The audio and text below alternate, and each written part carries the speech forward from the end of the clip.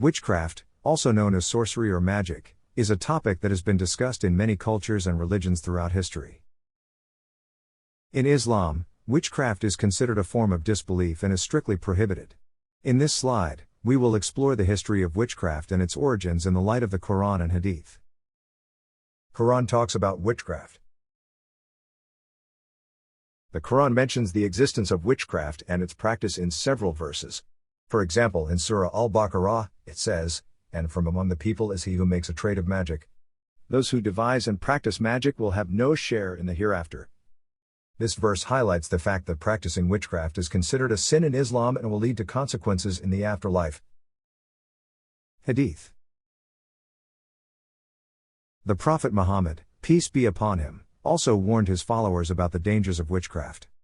In one hadith, it is narrated that the Prophet said, "Avoid 7 harmful things: associating partners with Allah, witchcraft, killing someone Allah has forbidden, consuming usury, consuming an orphan's wealth, fleeing on the day of battle, and slandering chaste women who are believers but indiscreet."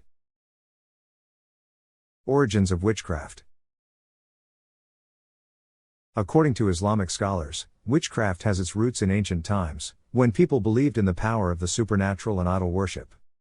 The practice of magic was often associated with these beliefs, and people would seek out magicians to perform spells and incantations to achieve their desired outcomes.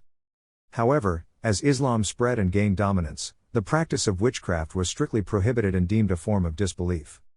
The Prophet Muhammad, peace be upon him, actively opposed and denounced the practice of witchcraft and sought to educate the people about its dangers and consequences.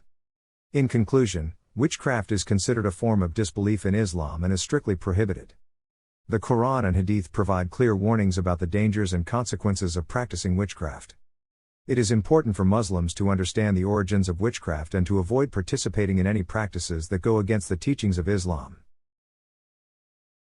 Mentioning of witchcraft in Quran. And they followed what the devils had recited over Solomon's kingdom. It was not Solomon who disbelieved, but the devils disbelieved, teaching people magic and that which was revealed to the 2 angels at Babylon, Harut and Marut. But the 2 angels do not teach anyone unless they say, "We are a trial, so do not disbelieve." And from them, people learn how to cause division between a man and his wife. But they cannot harm anyone with it unless Allah wills. And they learn what harms them and does not benefit them. And indeed, they knew that whoever deals in it would have no share in the hereafter. And how evil was that which they sold themselves for, if they only knew. This verse refers to the story of Harut and Marut, 2 angels who were sent to Babylon to test the people with the knowledge of magic. The story is a cautionary tale about the dangers of dabbling in the supernatural and disobeying the commands of Allah. It is a warning to all people not to be tempted by evil practices, such as witchcraft and magic, as they have no benefit in the hereafter. Understanding witchcraft and witches.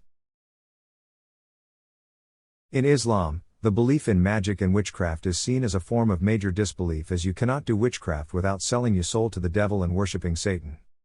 The Quran and Hadith clearly warn against the practice of magic and emphasize its prohibition. The Prophet Muhammad, peace be upon him, advised us to avoid 7 destructive sins, including magic. The punishment for practicing magic or witchcraft in Islam is severe and considered to be a major sin. Islamic law imposes the death penalty for those who are proven guilty of practicing magic, but only through clear and convincing evidence. However, Muslims are encouraged to seek protection from Allah against the evil of magic and witchcraft. The Prophet Muhammad, peace be upon him, taught us that the best way to protect ourselves is to recite Surat al-Falaq, and Surat an-Nas, Ayat Kursi and the last 2 verses of Surat al-Baqarah. It is important to remember that all power and control ultimately rests with Allah, and no one, including witches and magicians, can harm or benefit anyone without his permission.